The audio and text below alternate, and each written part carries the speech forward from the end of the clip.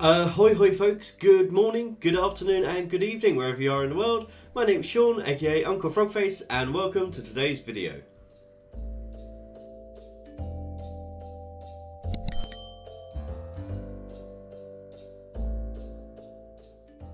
If you're new here, then welcome. If you're not new, then welcome back. Today, we're going to do something a little bit different. I'm actually going to spend a fair amount of time creating a piece of artwork, and this is actually for a competition. This is for Posca Artist of the Year. So they are doing a prompt each month. The winner from each month will go through to the grand final in December. So this is the first of this year's heats. This is December's Posca Artist of the Year. And the prompt for this month is energy. And I've kind of been really busy at work and not had loads of energy to be able to do art, but I thought to myself, what can I do for energy with the colours that I've got with Posca?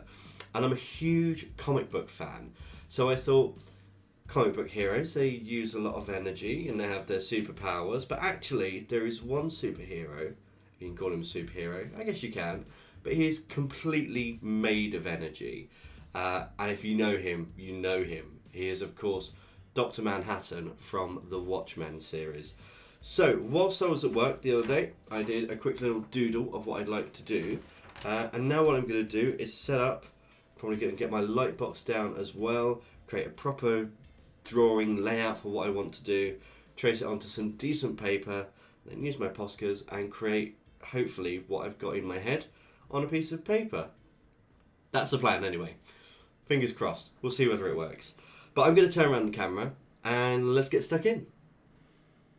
So this is my light box. I don't show it very often, but I actually love these things. The reason I don't use it very often is probably because it's just a little bit too small for me, but I'm also using this mixed media paper as well. So I've already done my sketch. Apologies, I forgot to capture that bit. But it was just taking my small idea sketch and just blowing it up to an A4 sheet. And you see the line down the middle. So what I'm going to do here, because I want this to be a fairly symmetrical picture, is, or at least I want my sketch to be symmetrical, is I'm going to do one half of the figure and trace all of that in.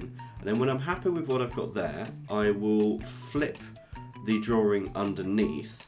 And it doesn't matter what side the drawing underneath is on, it will still shine through exactly the same way. I can line it up and then draw the other side and make sure I've got the same on both sides, a nice symmetrical figure. So I should be flipping it around in just a moment. There we go, lovely. Now this is the other side, and you see I'm just doing exactly the same as I did for the first side. And when that's finished, this is our line sketch. Now what I want to do here is go ahead and think about this like I would spot black. So spot blacks are kind of the really deep block shadows that you get in comic book art. I'm going to be doing this figure in two blues, so the dark blue and the light blue. So I'm treating the dark blue as the shadow colour, as almost like the spot blacks. I want very little black on this picture at all. There's going to be some bits at the very extremes of the picture, and then a couple of tiny details on the figure itself. Everything else is going to be blue. So this is me just marking out where I think all of those shadows should be.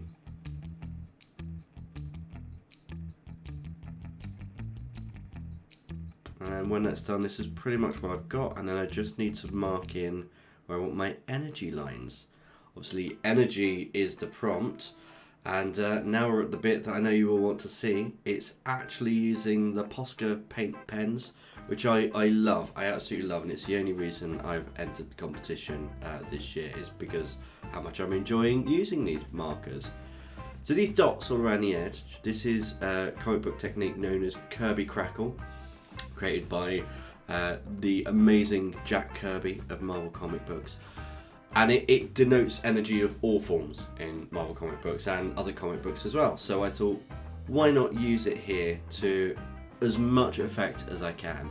Not just because my surname also includes Kirby. It was my husband's name. No relation, I'm assured. But yeah, I do now have a hyphenated name, my original name plus Kirby as well. So then, once I've done red, I go in with the darker yellow, then when I'm happy with that, with the lighter yellow, and something interesting happens just here. in that I can see the pencil through this yellow. So I think there's just the opacity with the yellow, and that happens. So I'm just going to go through and erase this line as much as I can first, and then get to filling this section out. Lesson learned. Okay, so because of the issue with the pencil through the yellow, I don't want to take any chances. Got my kneadable eraser. I'm just going to go through and lift as much graphite as I can while still keeping a sketch that I can see and can work with. Interestingly, I do the same thing with watercolours as well. And then right around the edge of the character, this is the last bit of Kirby Crackle in this gradient, and this is just with plain white. And I thought that would be nice because his eyes are white as well, and it would kind of link that to the energy coming from him, and a bit more Kirby Crackle. And here we are, the background is now completely dry, and it's time to get on to the blue. So I'm going dark blue first, starting with the shadows, treating this like I would black ink. I'm just going to go through, mark out all of the areas that I want to be this dark blue colour, and then fill them in. With this colour, with this pen, this is a 5M, so that's a kind of a large medium nib. Was really quick to go through and do all of these sections. Really enjoyed it, a lot of fun. I love how matte these colours end as well.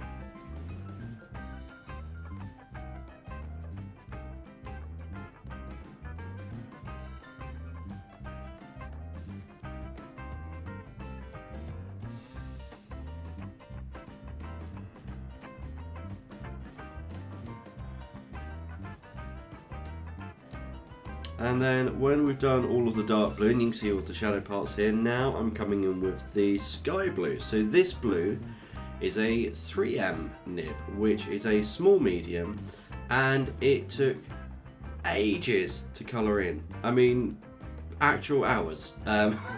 This whole thing took hours to do because I had drying time between, you know, I was really invested in this piece as well. I really enjoyed it, but it did take a long time. The other issue with using such a small nib on large areas is that it can leave tiny little gaps, which you'll see I will fix later, but once everything's dry, because once this is dry you can just go back over it again. But essentially we're just doing exactly the same as we did with the dark blue parts, but with the sky blue. And now here we are, this is now all fully dry, and I'm just going in and touching up all of those dots so that we've got a nice smooth finish, refining my edges, all that kind of stuff. And that's the beauty of Posca. Once a layer's dry, you can just go over it with another colour, and they're super matte as well, which is, I love it, really love it. Okay, detailing time.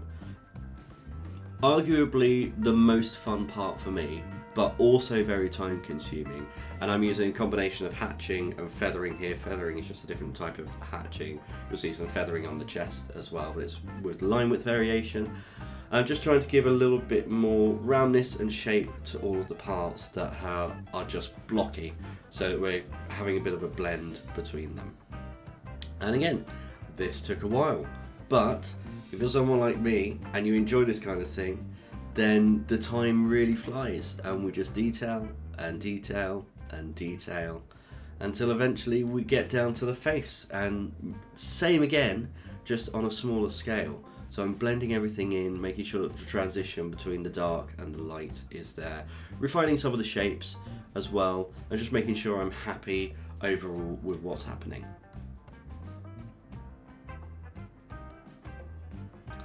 So this is the parts which are black. So he has black under the eyes, so it's kind of iconic for this character.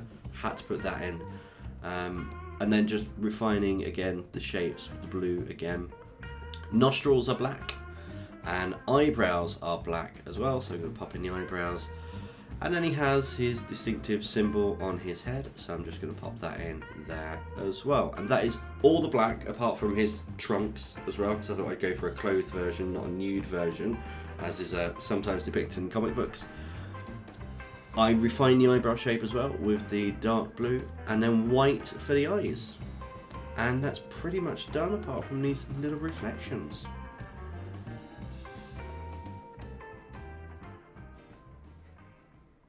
Wow, okay, that was several hours work. I really like the Kirby crackle all around the edge of the piece. I think the cross hatching and the details came out really nicely. So this is our finished piece. I love, love, love how vibrant the Posca colours are. They really, really pop. And yeah, I've really enjoyed this. I kind of haven't done comic book art for a while, and it's good to get back to things that you haven't done. So I am going to now take a bit of a break, go and post this on Instagram. If you're not following my Instagram, the links are down below. Now I suppose I should edit this video so I can share it with you guys. I have really enjoyed doing this. I really hope you've enjoyed watching, and until next time, goodbye.